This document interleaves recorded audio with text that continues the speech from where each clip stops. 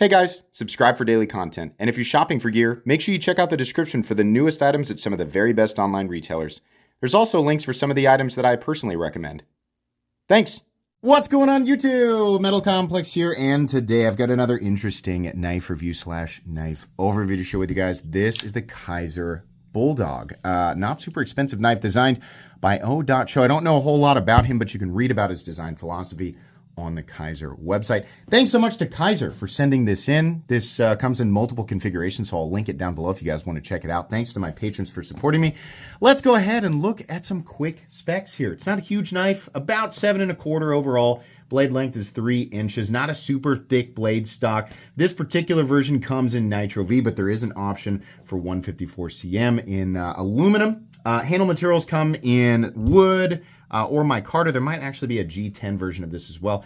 And then the weight's going to be right around 3.6 ounces. Obviously, it's going to change depending on the handle material, but pretty typical, pocket knife sized pocket knife. Not anything crazy here. So size comparisons, what does it match up against the best? Probably going to be a Para 3 or Demco AD 20.5 sized knife for sure. Very similar. It does sort of have this kind of like tactical sheep's foot kitchen knife kind of design. I'm going to use this box here and let you take a look. When you lay the knife down with the handle also flat, the initial edge does touch the surface. Why is that important? Because if you use a pocket knife, like just, if you're doing some, like when I'm grilling, sometimes I'll use a pocket knife as a kitchen knife, and it really helps to have a knife like this style, to be able to do that. So it's kind of a nice little touch, right? There's definitely some other benefits, but first, let's go ahead and do a hardware check. If you don't have tools for your knife, I highly recommend these. You can find them linked in my description or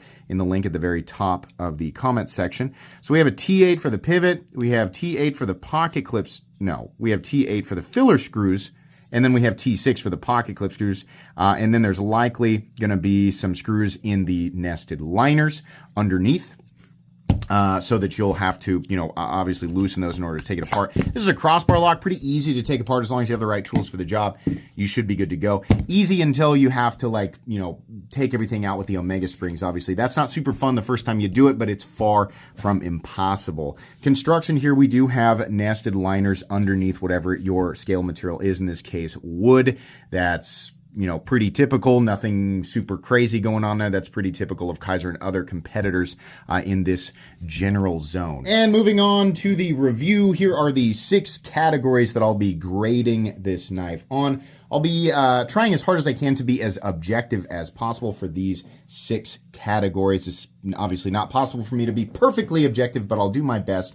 And then afterwards, I'm going to give a completely and totally subjective Metal Complex cool factor grade that you can use if you want to, or you can completely ignore it. So starting off with category 1, that's ease of manipulation. This is pretty straightforward. This utilizes thumb studs and Kizer's clutch lock. It also runs on bearings, and it is really, really easy to manipulate. Obviously, I've handled knives that I feel like are slightly more organic, but we all have certain preferences as far as crossbar locking knives that are combined with thumb studs go. I mean, this is pretty good. It's got kind of a clicky, snappy action to it. It's also very easy to wheel out. I'm right-handed. You can see here left-handed. I don't have a problem. The knife is big enough that you can use the butt end of the knife to sort of brace while you pull back on those really high-tension Omega springs. It feels really, really good. Honestly, while it's not the absolute most supreme best way for me to deploy a knife, I'd say it's really, really good, and the vast majority of people are going to be able to deploy this very easily.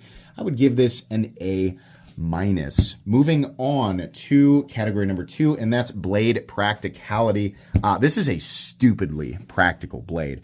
Nice and thin up here, but look at these jimping zones in the appropriate areas, right? Even out here at the tip where you can do some nice draw cuts. This blade is super practical and super versatile as well. Nitro V, great steel, especially at this price point. Obviously, there are better steels that float into this price point periodically, but as far as steals that I expect to see at the sub $75 territory. Nitro V is definitely one of the better ones for sure. I think 154 CM for me personally is one that I prefer, but I also don't expect to see 154 CM under $75. So it makes sense, that coupled with the aluminum, it makes sense that that version is a little more expensive. And truthfully, I find that one to be better value, but we're going to talk about that later. The blade shape really is just amazing, and the edge geometry down here is nice and thin. The choke up spot is so good. This is a knife that is an absolute joy to use, and while it's not the prettiest thing in the world, I'm not judging it on prettiness. We're judging it on practicality. This is epic. I'm definitely going to score it an A. Almost as high as I can possibly score it. Definitely a solid A. For category 3, let's talk about comfort. This is also an incredibly comfortable knife, but you don't need me to tell you that. I mean, you can look at this and say that is definitely, you can almost feel how this thing feels in the hand. It's awesome. It kind of reminds me of the ergonomic lines of like the Borka Stitch or the Rotten Evo, right? Even a little bit of, not the Shaman so much, but the Strider SNG. It kind of has that, the lock-in here with the jimping too. This is a knife that doesn't need texturing because the lock-in is so beautiful and so organic. The pocket clip does not bother me ergonomically. It's flat and kind of rounded off, and the edges of this wood are really nice. It's going to feel a little bit different if you get the aluminum or the micarta version, but overall, it's just really, really good. Comfort is also a solid A with this knife. Moving on here to reliability. So nothing about the construction suggests that this is not a reliable knife.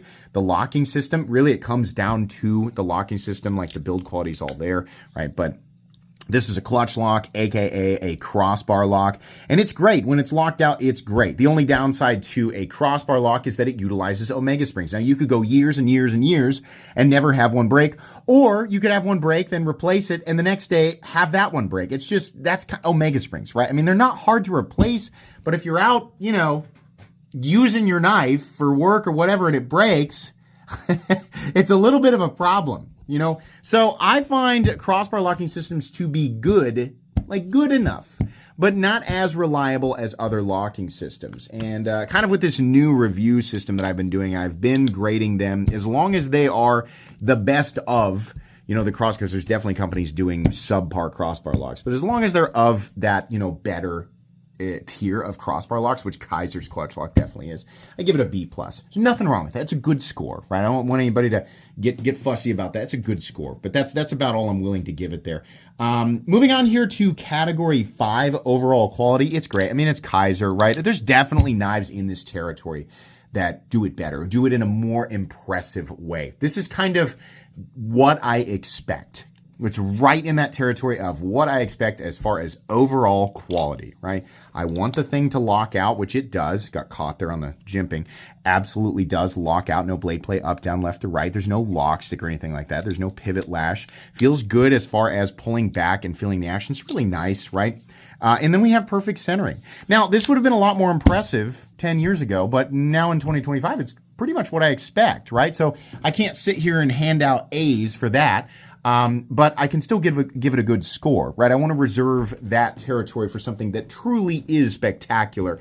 So I'm, it's what I expect from Kizer, and I think they do a really good job overall. But it's right there. It's par for the course, right? And so for that, personally, I'm going to give this also a, B+ for overall quality. And then value. So Kizer's not really doing anything special here. Kizer does a great job, but they've made a knife that is a lot like the other knives in their line that are in this territory. They're also making a knife that is very similar to like everything else, right? It's okay. It's not super great. I am gonna adjust this a bit. There was another knife from QSP that was extremely similar to this that I graded a little lower, and the only reason I'm not going to grade it that low is because they have the slightly more expensive aluminum and 154 CM version, which I think is actually a better value, right? Just because it's more expensive doesn't mean worse value. It's what do you get? The combination of aluminum and 154 CM for just $15 more. because this is a $65 knife. I would personally rather have that, and I feel like because there's that is an option that makes the value options a little bit better. So I'm still going to give it a pretty, a decent score. I'm going to try and be fair and give this a B- in terms of value versus the competition, because that really is how I grade this. It's versus the actual competition. This is a Chinese-made production knife, a high-quality Chinese-made production knife. But in order to score a lot higher, in this category, it really needs to be this, but priced way lower, and it isn't. It's priced just kind of good. That's pretty much it. As far as that's it for the categories where I'm trying to be as objective as possible. Now it's time to give a completely and totally subjective Metal Complex cool factor score. How does this tickle my own personal fancies as a knife reviewer, collector, and enthusiast? It's okay. The blade shape's kind of neat. I like that. I can see myself being like, oh, that's handy. I kind of like that. But geez, I've handled a bajillion knives that are just like this. So while it is good overall, make no mistake, this is a good knife, right? I've handled, I don't know how many thousands of pocket knives, right? That's why I always say separate what I say in this section from everything else in the review. This isn't really all that spectacular. It's neat, functional, great. Nothing that I haven't seen before. I'd give it a C+, really just a little bit more than a C because the blade shape is a little interesting. So honestly, that's what I think of it. So yeah, overall here, if you look at the final scorecard, we got a lot of A's and a lot of B's. That's good. That's what you want to see. Even if the knife scored less in every category, just a little bit, I would still, end up saying that generally speaking, this is a recommendable knife. The main one here is category 6, the B- in value versus the competition. This is not a knife where I would say the value is so good that you don't even have to shop around. The value's good enough, but I would still be shopping around. Look at other knives in Kizer's lineup before you pick this up. Like, this is fine, and if it's got the shape and everything that you want, right? It's got everything you want. It checks all your boxes and all the stuff that you care about. I scored high. Then go ahead, right? You don't have to worry about the sections of my review that you don't care about. That's kind of the point of the new grading system, is so you can pick and choose. It makes it a little bit more clear. Yeah, personally, I just, like, there's just a ton of stuff out there that's essentially identical for a little more, a little less, right? So look around.